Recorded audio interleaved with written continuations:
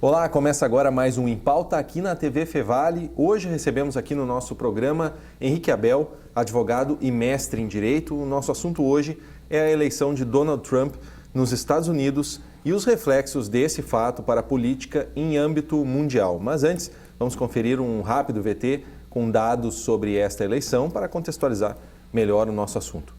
As eleições americanas terminaram com um placar de 290 votos dos colégios eleitorais a favor de Donald Trump, contra 232 de Hillary Clinton.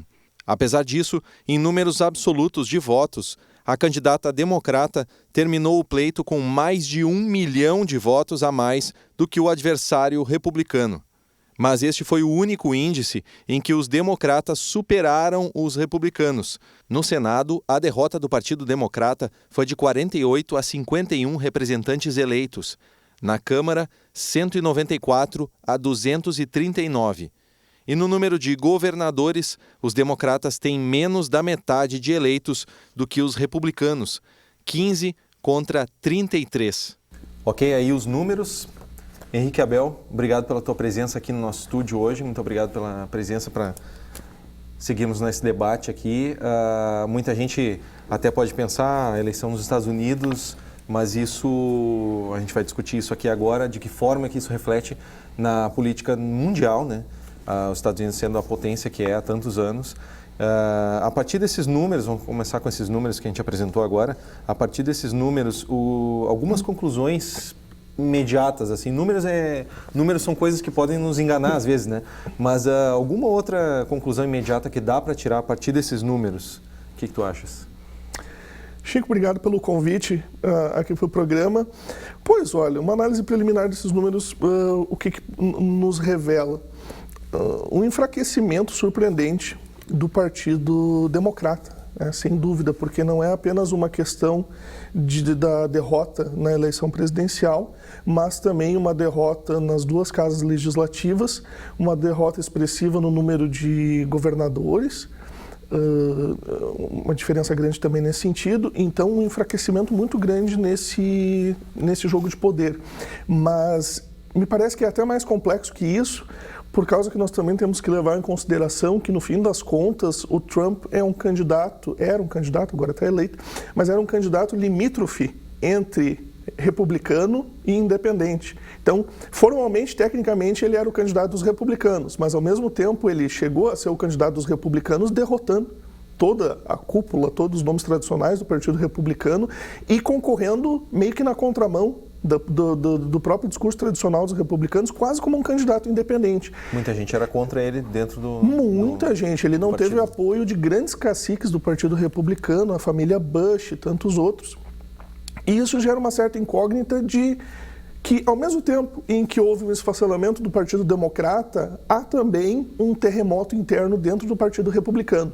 Basicamente, quem assume a Casa Branca é quase um independente, é um coringa, é uma figura muito imprevisível, sobre a qual a gente ainda não sabe muito bem quais vão ser os posicionamentos. Ele vai governar como um típico republicano, ou ele vai agir de uma forma mais independente, ou ele vai tentar contemporizar agora que ele já venceu as eleições. Tudo isso está gerando uma grande ansiedade dentro e fora dos Estados Unidos, por causa que a conduta que ele vai ter ainda é muito imprevisível nesse sentido. O discurso de vitória dele dá alguma pista a respeito? Porque toda a campanha foi construída em cima de vamos ser sinceros, um discurso de ódio, né? Muitas vezes. Uhum. E o discurso de vencedor dele, já sabendo que estava eleito, não foi nada disso, né? Parecia outra pessoa. Sim. Se nós analisarmos a campanha do Donald Trump no decorrer dos meses antes da eleição, nós vamos ver que ele reuniu, ele se alimentou do sentimento de diferentes categorias e diferentes classes dentro dos Estados Unidos. Me parece que aquela que fez ele realmente vencer as eleições, que foi crucial, é que ele capturou o sentimento de indignação e decepção da classe média norte-americana, ou da ex-classe média, uma classe média que está sentindo que está caindo para baixo do nível da classe média. Então, essa classe trabalhadora que tradicionalmente a gente imagina que seria melhor representada pelo Partido Democrata, a centro-esquerda, ali dentro da política americana, o Donald Trump foi o candidato que realmente conseguiu capturar o sentimento dessas pessoas. Pessoas que viram os Estados Unidos melhorarem um pouco nos 8 anos do governo Obama, depois da crise de 2008, mas não o suficiente para que sintam que estão com uma vida tranquila. São pessoas que perderam casa, perderam emprego, estão passando por dificuldades financeiras, não estão tendo toda aquela cobertura médica que se poderia esperar do ambicioso plano de saúde universal do Obamacare. Então são pessoas que estão muito decepcionadas, desiludidas com política e que não viram no Partido Democrata um partido que as representou tão bem nesses últimos 8 anos em termos assim de olhar para a classe média e para a classe trabalhadora. Então me parece que o Trump pegou muito esse sentimento de revolta dessa classe. Também ele se aproveitou de certos segmentos que são minoritários, mas são barulhentos dentro dos Estados Unidos, dessa chamada alt-right, que é uma direita alternativa, uma direita mais extremista, que é uma direita fora do Partido Republicano. É uma direita que vive criticando o Partido Republicano, acho que os republicanos não são direita que chega. Que é onde ele está, né? Que é onde ele está. Então, certos nomes de mídia digital e alternativa dos Estados Unidos que sempre se aproximaram muito de um discurso ali que é limítrofe já com um certo racismo, com questões de xenofobia. Então, esse foi um dado preocupante da campanha dele. Os movimentos dele, desde que ele foi eleito, estão bastante erráticos, porque ele chega a nomear para um dos cargos ali mais próximos dentro do gabinete dele, um nome forte dessa mídia da alt-right. Ao mesmo tempo, agora há 2 dias, numa entrevista, se eu não me engano, foi para o New York Times, ele disse que ele não endossa o discurso dessa direita extremista. Teve um evento sinistro, horroroso, que foi gravado em vídeo, em que alguns apoiadores dele, ligados ao movimento radical nos Estados Unidos, saudaram a eleição dele repetindo gestos nazistas, aquelas saudações tipicamente nazistas. Ele condenou aquilo na entrevista, disse que não apoia essas pessoas. Já está tendo um burburinho de decepção dessa extrema-direita com ele, dizendo que o Trump não nos representa, não sei o quê. Enfim, ora ele dá sinal de que ele vai tentar recompensar, de certa forma, setores dessa extrema-direita que apoiaram ele durante a eleição. Ora ele dá sinais de que vai fazer um governo mais próximo da linha tradicional do Partido Republicano. Algumas coisas que chamam a atenção: como o Trump candidato batia na questão do Obamacare, o programa de saúde universal que o presidente Obama lutou tanto por ele nos últimos 8 anos. E agora, nas primeiras medidas anunciadas nos 100 primeiros dias do governo Trump, toda essa questão da saúde pública está fora. Quer dizer, isso deixou de ser prioridade. Isso é uma das prioridades, na verdade, para acabar, né? Claro. Segundo ele. Claro. Da maneira como ele falava e batia nessa tecla durante a campanha, a impressão que dava é que nos primeiros 50 dias, 30 dias, isso ia ser uma prioridade. A primeira coisa que ele ia fazer ia ser repelir o Obamacare. Agora nem se fala mais no assunto. A questão do muro, que era uma questão polêmica, do endurecimento contra os imigrantes, também isso passou a ser uma questão secundária. Quer dizer, ainda é muito imprevisível a forma como o Donald Trump vai governar, porque, assim, para a gente resumir, se ele se afastar demais do discurso mais de extrema-direita que ajudou a eleger ele vai se queimar, por assim dizer, com uma parte considerável do eleitorado que depositou um voto de confiança nele.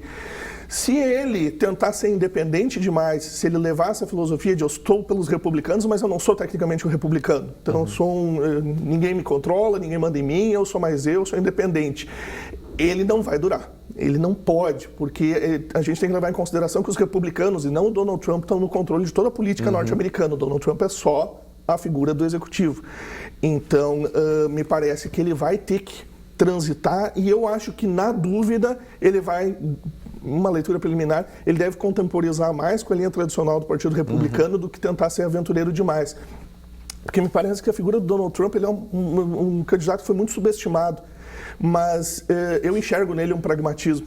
Então ele é um sujeito que quando ele percebe que ele precisa se valer de certos extremismos, ele não tem problemas em cruzar certas linhas morais, certas linhas discursivas. Mas na hora da prática... Mas na hora, ele está pensando sempre no lucro direto dele. Quando ele sentir que, se eu for demais para um discurso extremo, isso vai dificultar as minhas condições de governabilidade, ele vai se abraçar com os republicanos. É a tendência que eu enxergo. Utilizando talvez uma prática empresarial que ele tenha usado a vida inteira, né? Lógico. Sua carreira inteira. A oposição ao Donald Trump durante a campanha ressaltou muito os fracassos dele, profissionais ao longo da vida, que ele chegou às vezes que ele chegou à falência, teve processo de falência, tem questões, a relação dele com o fisco norte-americano é um pouco duvidosa, para dizer o mínimo, mas também tem que se levar em consideração que, tombos à parte, ele é um sujeito extremamente bem-sucedido na vida empresarial. Então, denota que ele tem um certo pragmatismo nessa área que eu acho que ele não vai perder agora. Uma questão bem importante que surge nessa tua manifestação é que, eu lendo redes sociais, né, acompanhando algumas coisas nas redes sociais, tu foste uma das únicas pessoas que disse, pelo menos as pessoas que eu acompanho assim, sobre opiniões sobre política, foste uma das únicas pessoas que disse assim, Donald Trump pode realmente ser presidente dos Estados Unidos. A maioria das pessoas, e eu me incluo nessa turma, não acreditava simplesmente pelo fato de ele ser um personagem, né? Só que a gente se esquece, talvez, aí fazendo uma autocrítica já, me incluindo nessa turma, que políticos em geral são personagens, né?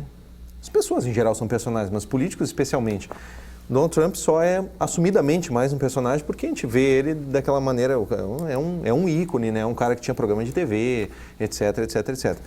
Agora, isso se reflete de alguma forma, e é isso que eu queria a tua opinião, em várias instâncias no mundo inteiro, em várias eleições no mundo inteiro. Aqui temos o exemplo em São Paulo, João Dória, que era um personagem também, um cara que tinha programa de TV, que era um empresário, um perfil mais ou menos parecido. Agora, boatos de que Roberto Justus vai concorrer à presidência dos Estados Unidos, do Brasil.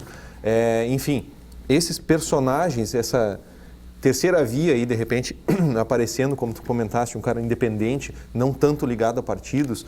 O próprio Sartori aqui no Rio Grande do Sul tinha esse mesmo discurso, né? O meu partido Rio Grande e tal, vindo por um viés menos político e mais de personalidade, né? Vou votar nesse cara porque é ele. Tu acredita que isso foi parte essencial para a eleição do Donald Trump? E eu aproveito e já estendo a pergunta para esses outros exemplos que eu dei. Com certeza. Me parece que uma das razões, e essa foi uma crítica que eu fazia para os setores mais da esquerda e da centro-esquerda ao longo da campanha americana, e que me deixou muito impressionado como subestimaram o Donald Trump. Porque eu também... Ninguém acreditava até o último sendo momento. Hillary, sendo o Bernie. Exatamente, até o último momento. Eu, num primeiro momento, lá no período das primárias norte-americanas do Partido Republicano, eu também duvidava do Trump. Eu pensava, porque ele tinha já um histórico, ele tinha antecedentes de manifestar uma certa postura aventureira, de quero ser presidente, uma coisa meio para aparecer assim, estou pensando em ser presidente, quero ser presidente, olha que eu vou concorrer. Mas era uma coisa, as primeiras vezes que ele manifestou esses interesses foi em 1999. Então isso já era uma história, a gente estava acostumado de ver de repente o Donald Trump levantando a mãozinha e dizendo, eu estou pensando em... Ninguém mais se importava com esse tipo de coisa. A partir do momento em que ele concorre formalmente dentro das primárias do Partido Republicano, aquilo ali já foi, nós temos um dado novo aqui, ele está acreditando nele de uma maneira sem precedentes. É sério, pela primeira vez, né? É sério. Ainda vi com uma certa desconfiança, porque tinha grandes nomes ali, Ted Cruz e outros que se garantiam, não, vai ser esses nomes mais tradicionais do Partido Republicano. A partir do momento em que ele vence as plenárias republicanas, ele derrota todos os grandes nomes tradicionais, os caciques que são apoiados por caciques do Partido Republicano, aquele foi um momento para mim que o alarme disparou. Eu disse, não só esse é o momento em que a gente tem que reconhecer que essa candidatura do Trump é tremendamente séria, como digo mais, ele é o candidato favorito. E isso foi uma coisa que eu não consegui me fazer entender até a hora que fizeram a contagem dos votos. Por quê? Por causa que nós temos que analisar a conjuntura internacional. Para mim ficou claro o resultado das eleições americanas, principalmente depois que nós tivemos o resultado do Brexit na Inglaterra. O que que estava acontecendo no mundo inteiro? E nós aqui no Brasil, a gente sempre reclama e observa, na maioria das vezes com razão, inclusive, que nós, de certa forma, em termos culturais e políticos, a gente está um pouco na periferia do mundo, que a gente chega depois dos outros, a gente é os caras que chegam atrasados. Eu tenho dito que nessa questão desse sentimento político e social do mundo, aí nos últimos 2 anos, o Brasil acabou chegando antes, porque alguns sinais, né, daquilo que a gente poderia identificar como um certo mal-estar da democracia e da sociedade em todo o Ocidente democrático nos últimos 2, 3 anos, aqui no Brasil a gente meio que sentiu isso antes. Essas convulsões políticas, essa dificuldade das pessoas em continuar acreditando na política tradicional. Então o que acontece? O Trump acaba sendo, talvez, a gente pode dizer isso, até a pessoa errada, mas ele é a pessoa errada na hora certa. Porque ele aparece como sendo aquele coquetel Molotov que as pessoas que já não aguentam mais o sistema político e as suas incoerências querem pegar e jogar para dar uma mensagem. Voto de protesto. Um voto de protesto. Então, muita gente que votou na Inglaterra a favor da saída da União Europeia até se arrependeu depois. Mas ele foi menos um voto racional e mais um voto de protesto, dizendo as classes bem pensantes, os políticos tradicionais, eles não estão zelando pelos nossos melhores interesses, nós não nos sentimos representados, a gente quer dar uma chacoalhada no sistema. O Donald Trump aparece no momento em que o sentimento generalizado do eleitor, e não é só nos Estados Unidos, em diferentes partes do mundo, no Brasil, na Inglaterra, mais do que um voto racional de, não, mas vamos pensar no longo prazo, como esse candidato vai desenvolver racionalmente, depois vamos pensar 4, 8 anos. Não, vamos dar um voto de protesto, porque esse chute na máquina, de certa forma, é uma maneira de mostrar que o sistema ainda funciona. Porque democracia é isso, democracia é admitir qualquer possibilidade. Isso é uma coisa que me incomodava no discurso anti-Trump. Como assim que o Trump não é uma alternativa?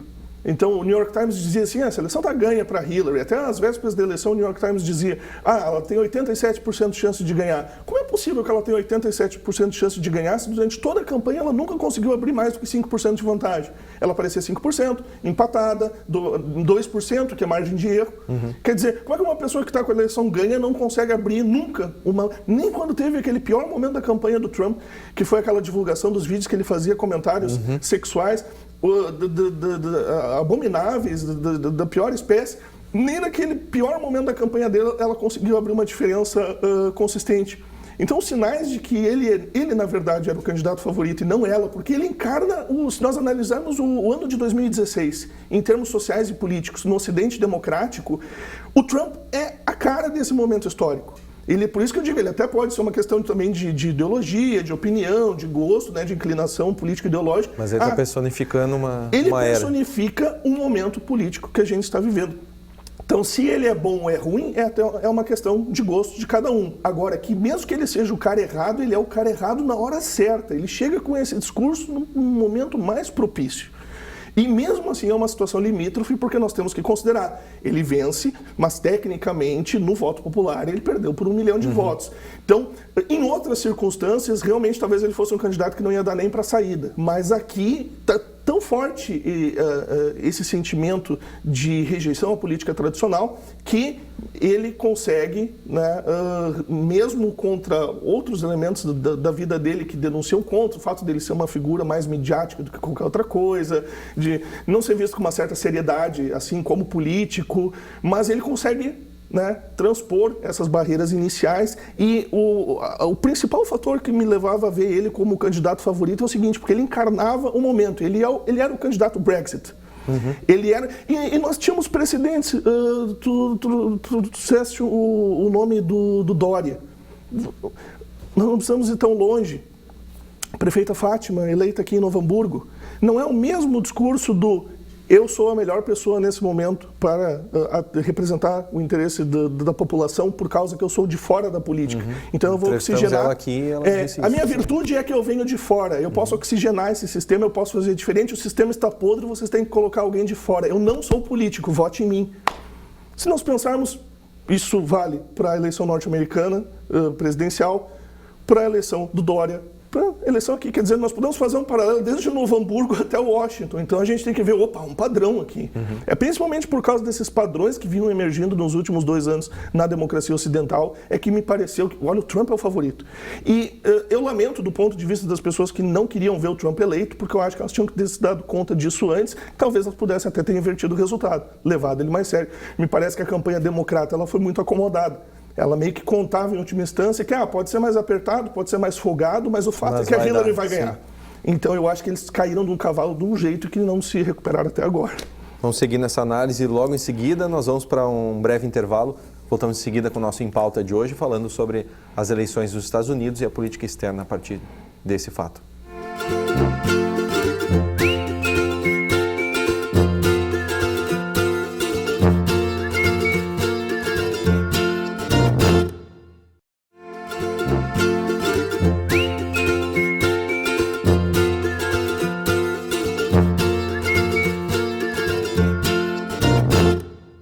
Estamos de volta com o Em Pauta de hoje, falando sobre política externa, as eleições nos Estados Unidos, mais especificamente. Hoje aqui recebendo o Henrique Abel, advogado e mestre em Direito. A gente falava, Henrique, no bloco anterior, sobre a figura do Donald Trump e como que ele chega, e comentar sobre um padrão, fazendo aí um paralelo, inclusive, com as eleições aqui em Novo Hamburgo, em São Paulo, enfim, figuras com um discurso de que são de fora da política, né? Eu queria seguir nesse assunto, especificamente sobre algumas questões da política dos Estados Unidos mesmo. Como fica, por exemplo, aí já uma questão de política externa e aí coisas que vão acabar envolvendo também outros países. Exemplo, a questão Estados Unidos e Cuba, que teve uma aproximação muito forte agora aliás, aproximação histórica aí com a eleição do presidente Obama. Como ficam questões como essa, ou questões como tu comentaste antes, com os imigrantes, com mexicanos ou imigrantes ilegais que estão nos Estados Unidos?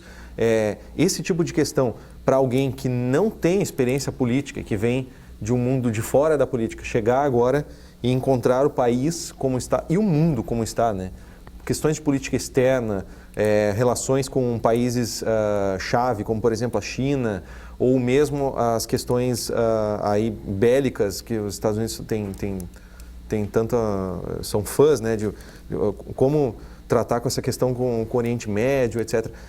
Esse cara vindo de fora, né, digamos assim, esse forasteiro chegando na política, como é que ele vai encarar isso? Eu acho que essa é uma das questões centrais aí, e talvez tu esteja resumindo bem o cerne da ansiedade de toda a classe política e do setor financeiro, não só nos Estados Unidos, quanto no cenário internacional. O que me parece que é o dado interessantíssimo que a gente tem dessa eleição do Trump?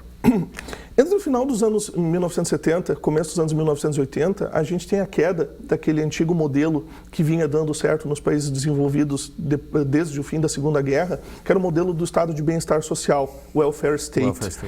Quando o welfare state começa a ter problemas, a gente tem as grandes crises ali de petróleo, a questão do OPEP no final dos anos 70, quando o modelo do welfare state começa a patinar na questão econômica, as contas já não começam a fechar tão bem, nessa época, há a ascensão daquela que eu considero a última grande narrativa político-econômica dos últimos 50, 60 anos, que é o neoliberalismo, esse consenso neoliberal.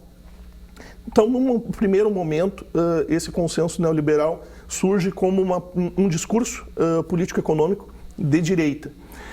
Quando, ao longo dos anos 1980, nos dois mandatos do governo Ronald Reagan, ele tem sucesso em deixar a situação econômica dos Estados Unidos significativamente melhor do que quando ele assumiu o timão lá em 1980, aliado ao fato de que nós temos ali o desmantelamento do velho Império Soviético e a queda do muro e, enfim, o velho modelo do socialismo real deixa de fazer parte do tabuleiro, é o momento da consagração da narrativa neoliberal, num sentido amplo, não só dentro dos Estados Unidos, mas como um discurso globalista. Alguns mais eufóricos, a gente sempre lembra do Francis Fukuyama, e a obra O Fim da História, alguns mais eufóricos chegaram a dizer, nós chegamos no fim da história.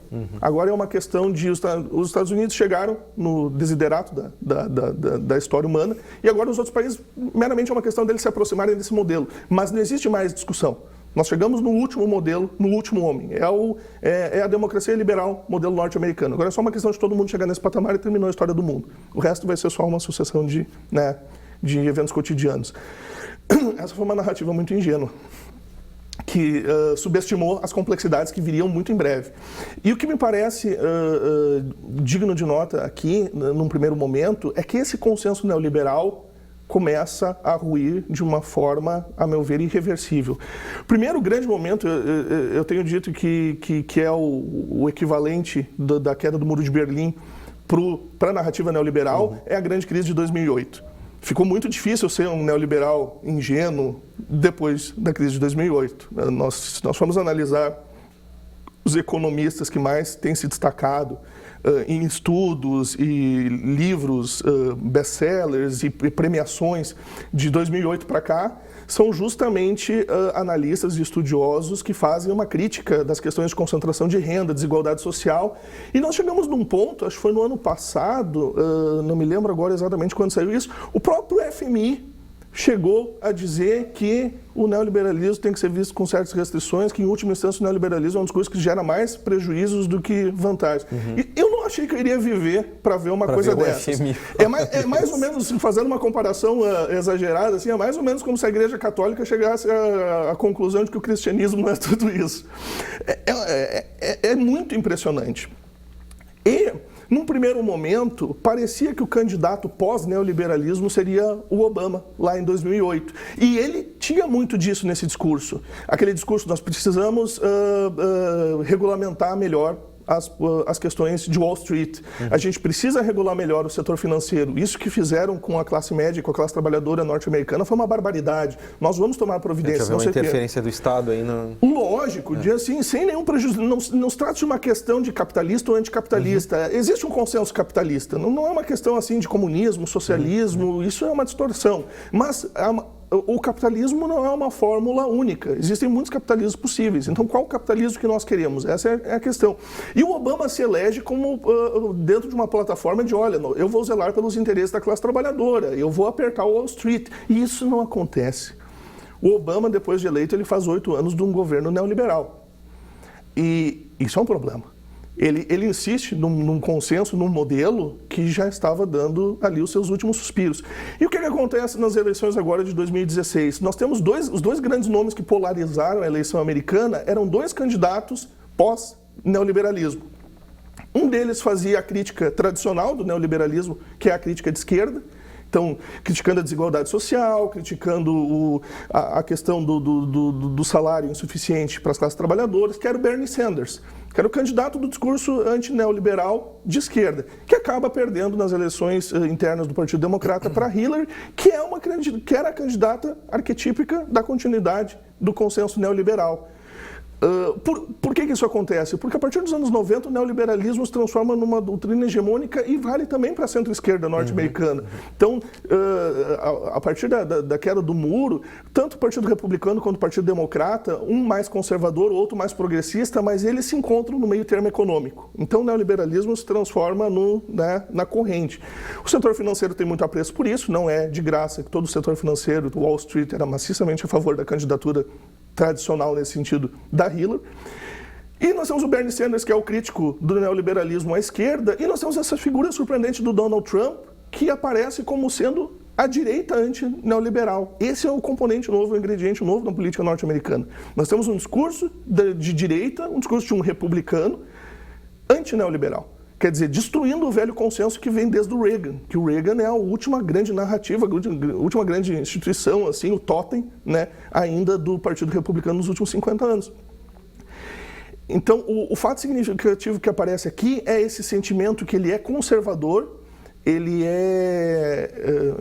vem na contramão de certas posturas progressistas, certos avanços progressistas que nós temos visto nas últimas décadas, mas, ao mesmo tempo, ele é profundamente antiglobalista, antineoliberal. Então, ele tem um discurso que ele flerta com o populismo, ele tem um discurso que flerta com o desenvolvimentismo nacional, e com uma visão de menos gastos em intervenções no cenário internacional.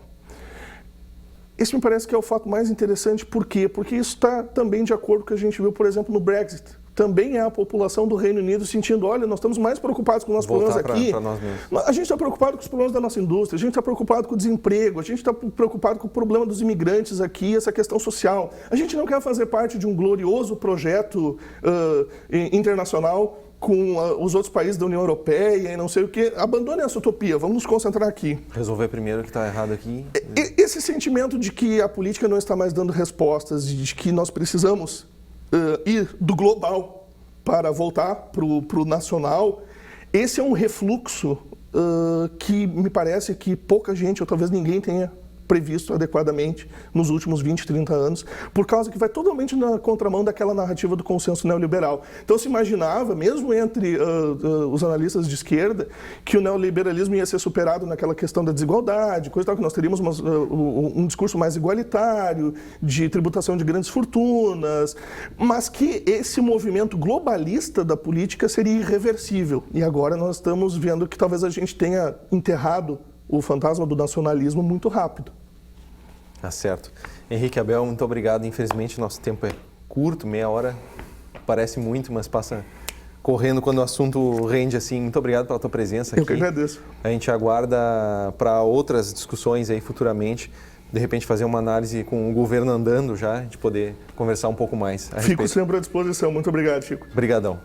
Nosso Em Pauta de hoje fica por aqui. Você pode acompanhar este e outros programas na nossa página no youtube.com/tvfevale ou também no facebook.com/tvfevale. Até a próxima semana.